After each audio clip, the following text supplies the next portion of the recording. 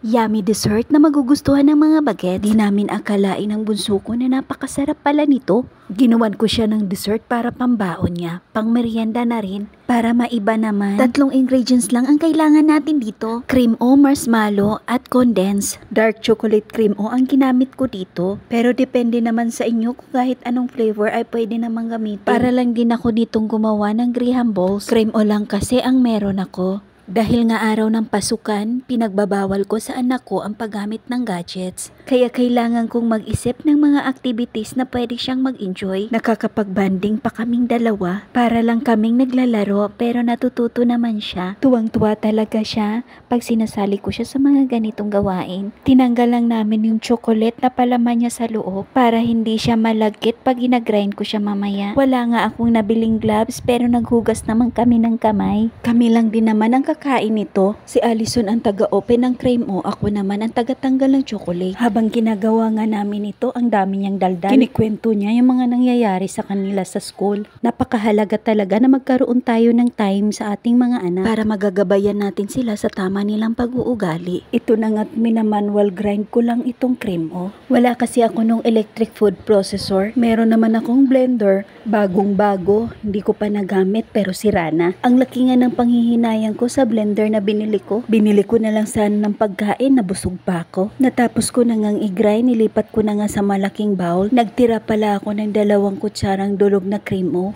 para iko-coating ko mamaya. Ngayon naman ay nagbuhos na ako ng paunti-unti dito ng kondensada para matansyan lang natin itong ating ginawa. Haluin nang makuha natin yung tamang masa nitong ating cream o. Konti lang din naman yung nagamit kong condense dito. Medyo mahirap nga siyang ihalo gamit ang spatula. Kaya minabuti ko na lang din kamayin.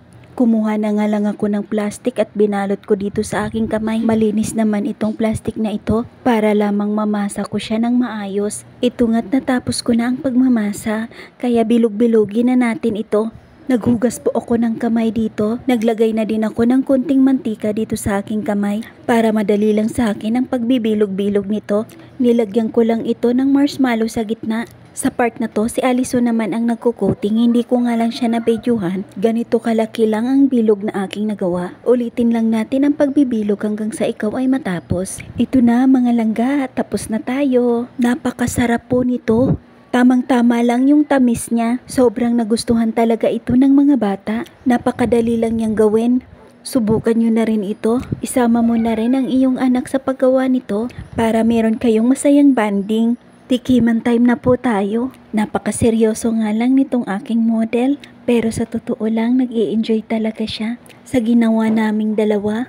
Nakakabitin nga lang kaya gagawa ako ulit ng ganito. Samahan nyo po kami ulit sa susunod naming mga video. Salamat sa panonood!